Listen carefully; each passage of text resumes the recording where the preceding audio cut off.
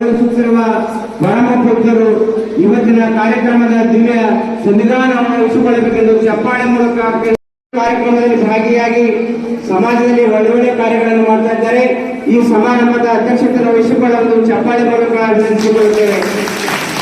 ಅದರಲ್ಲಿ ವಿಶೇಷ ಸನ್ಮಾನಿತರಾಗಿ ವಿಶೇಷ ಉಪನ್ಯಾಸಕರಾಗಿ ಹಿರಿಯ ನ್ಯಾಯವಾದಿಗಳು ಈಗ ನಿವೃತ್ತಿ ಹೊಂದಿ ನಮ್ಮ ಕಲ್ಯಾಣ ನಾಡಿನಲ್ಲಿ ಕಲ್ಯಾಣ ನಗರದಲ್ಲಿ ಅನೇಕ ಒಳ್ಳೆ ಸಾಮಾಜಿಕ ಸೇವೆಯನ್ನು ಮಾಡ್ತಾ ಇದ್ದಾರೆ.